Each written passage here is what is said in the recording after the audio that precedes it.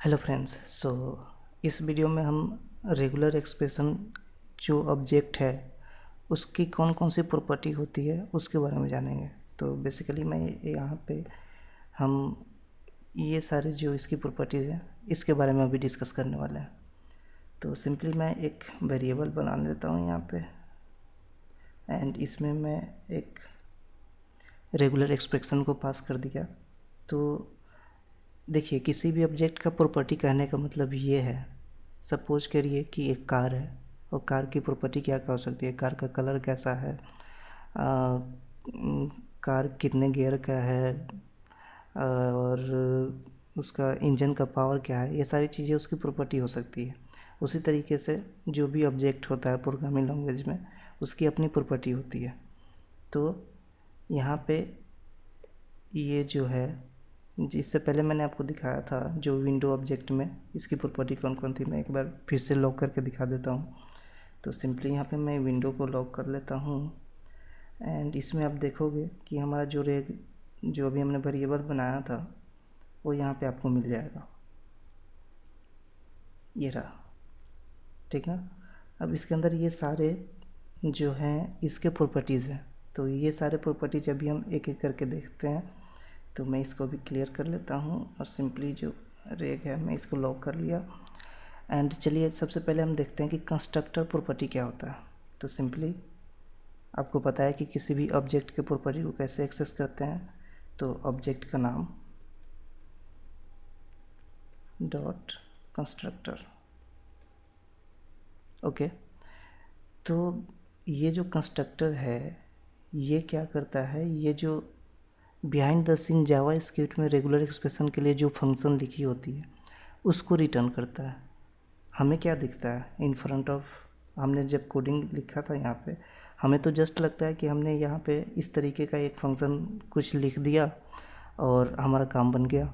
But behind the scene JavaScript engine में एक regular expression नाम का फंक्शन लिखा है जिसमें हो सकता है कि ये एज ए पैरामीटर पास हो रहा हो वहाँ पे, और ये डिकोड करके ये जितनी भी फंक्शनैलिटियाँ हमें मिलती है वो सारी वहाँ पे फंक्शन के थ्रू इनसाइड इस रेगुलर एक्सप्रेशन फंक्शन के अंदर जो यहाँ पे नेटिव कोड है, इसमें जावा स्क्रिप्ट की नेटिव कोडिंग होती है। इसमें हमें कुछ नहीं करना होता, ये जस्ट फॉर इंफॉर्मेशन के लिए। आप जैसे ये देख लो, अभी ये रेगुलर एक्सप्रेशन के लिए है, तो ये रेगुलर एक्सप्रेशन के लिए जो नेटिव कोड में जो जावा स्क्रिप्ट की कोडिंग होती है उसमें जो फंक्शन यूज होता है ये उसको रिटर्न कर दिया कि यदि हम यहाँ पर रेगुलर एक्सप्रेशन ऐसे लिख रहे हैं तो इसको जावा स्क्रिप्ट में डिकोड करने के लिए इस तरीके से हमारा कहीं पर रेगुलर एक्सप्रेशन नाम का फंक्शन लिखा होगा। ये ऐसा सिर्फ रेगुलर एक्सप्रेशन में ही नहीं होता। मैं एक सिंपल कोई स्ट्रिंग नाम का वेरिएबल बना लेता हूँ, एस नाम का वेरिएबल बना लेता हूँ जिसमें कोई स्ट्रिंग को मैं ऐड कर देता हूँ सोनू, ठीक है। एंड इस पे भी हमारा जो है कंस्ट्रक्टर मेथड का कंस्ट्रक्टर प्रॉपर्टी होता है जो कि क्या करेगा, इसके नेटिव फंक्शन को रिटर्न करेगा।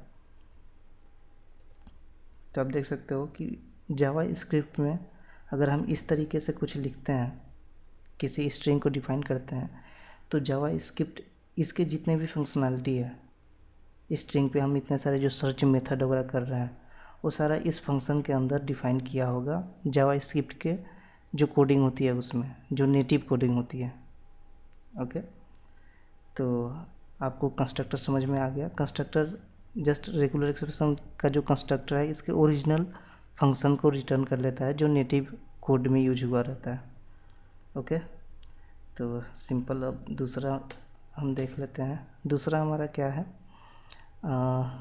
Global, okay.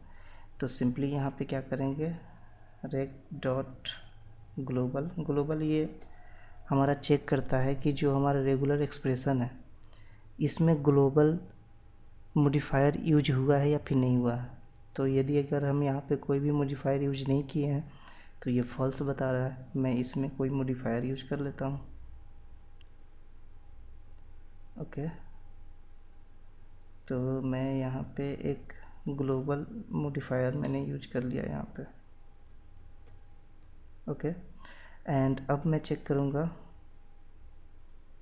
तो आप देख सकते हो कि यहाँ पे ये ट्रू आ रहा है, सिमिलरली मैं और भी यहाँ पे इसको चेंज कर लेता हूँ एंड इसमें सारे मॉडिफायर्स को ऐड कर लेते हैं। तो यहाँ पे मैं आई को भी ऐड कर लिया, ओके, जी को भी ऐड कर लिया एंड एम को भी ऐड कर लिया। तो अब हम देखते हैं रेक डॉट